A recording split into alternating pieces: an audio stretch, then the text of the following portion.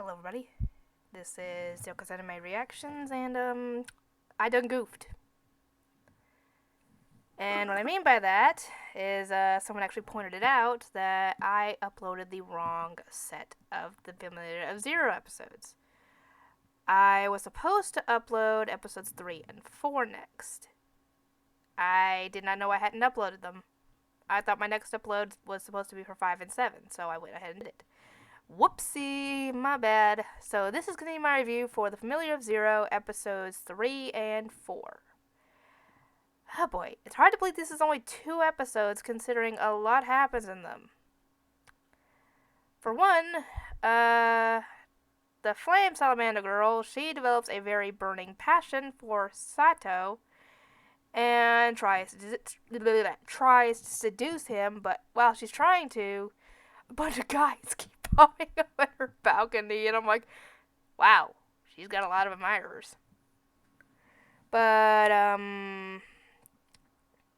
yeah, right as things start to get heated, Louis shows up and tries to get him to come back, and I'm like, the girl brings up a very valid point. Sato is a proper human with feelings, wants, and desires. And Louise has treated him essentially like a pet this entire time, not even taking into account that he is a person. And yes, she accidentally summoned him, and like I said before, in episodes 5 and 7, there are other things that got summoned to that world from Japan as well, so yeah. And he tries to obviously avoid her when he walks by the room again, and earlier they had actually bought a sword, since, as Louise put it, a proper swordsman should have a sword. Even though that had been the first time that Sato had held even a sword, let alone used one. So, yeah. She tried to get him the best one, but obviously that was way too expensive. So he ended up with the crappy looking one that actually talks. And the other girl bought the fancy one that Louise had wanted to get him and tried to offer it to him instead. And now he was forced to choose. And, like I said, he tries to avoid her.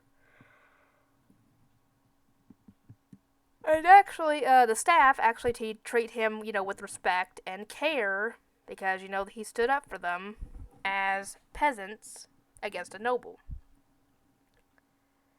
And we find out the siesta was actually asked to be a maid for a nobleman that came in earlier in the episode. And Louise actually mentioned that usually when that happens, the woman in question ends up being treated more like a sex slave, essentially. And obviously Sato's not having that, so he tries to go and get her, after finding out from Gish where the guy lives.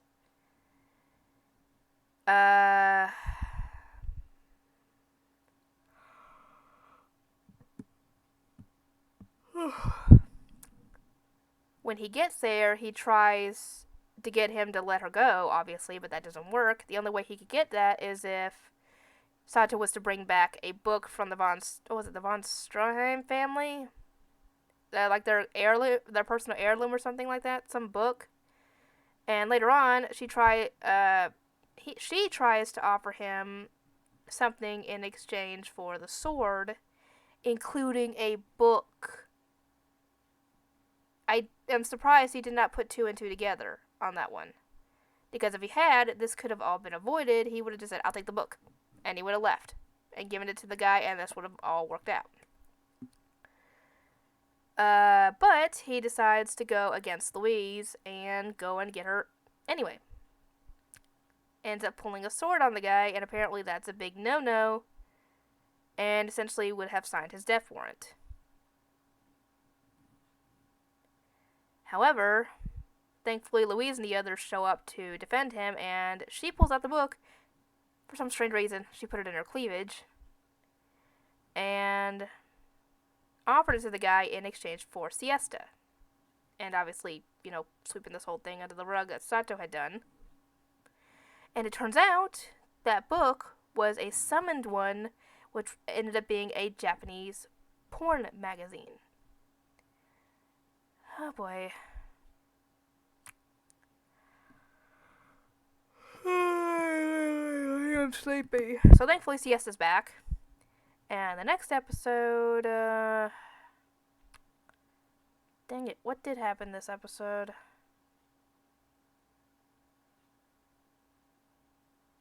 Oh shoot.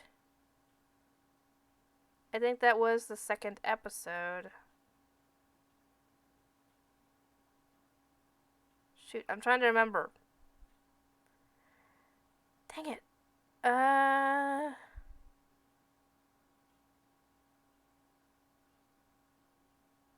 Dang it. I am so sorry. I forgot. I completely forgot. I just checked the episode.